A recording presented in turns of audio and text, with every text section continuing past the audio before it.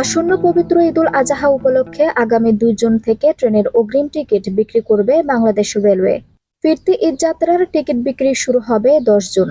ঈদ উপলক্ষে এবার দেশের বিভিন্ন রোডে ২০টি বিশেষ ট্রেনের ব্যবস্থা রাখছে রেলওয়ে। আজ মঙ্গলবার রেল ভবনে আয়োজিত এক সংবাদ সম্মেলনে এ তথ্য জানান রেলপথমন্ত্রী জিল্লুল হাকিম। ঈদ উপলক্ষে এবার আন্তনগর ট্রেনের ৩৩,৫০০ টিকিট বিক্রি করবে রেলওয়ে। অনলাইনে টিকিট বিক্রি হবে। এর বাইরে ২৫% আসনবিহীন টিকিট বিক্রি করবে সংস্থাটি। আসনবিহীন টিকিট বিক্রি করা হবে কাউন্টার থেকে।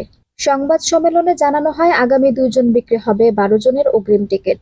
একইভাবে ৩ জুন দেওয়া হবে ১৩ জনের, ৪ জুন দেওয়া হবে ১৪ জনের, ৫ জুন দেওয়া হবে ১৫ জনের এবং ৬ জুন দেওয়া হবে ১৬ জনের অগ্রিম টিকিট।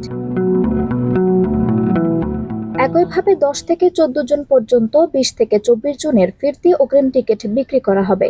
২০ জনের অগ্রিম টিকিট দেওয়া হবে ১০ জন, ২১ জনের টিকিট দেওয়া হবে ১১ জন, ২২ জনের টিকিট দেওয়া হবে ১২ জন, ২৩ জনের টিকিট দেওয়া হবে ১৩ জন এবং ২৪ জনের টিকিট দেওয়া হবে ১৪ জন। রেলওয়ের বিবৃতিতে বলা হয়, ঈদে পশ্চিমাঞ্চল চলাচল করা সব আন্তনগর ট্রেনের অগ্রিম টিকিট সকাল ৮টা থেকে আর পূর্বাঞ্চলে চলাচল করা ট্রেনের টিকিট পাওয়া যাবে বেলা ২টা থেকে। আঞ্জুম হক আরবি, টাইম নিউজ ডেস্ক।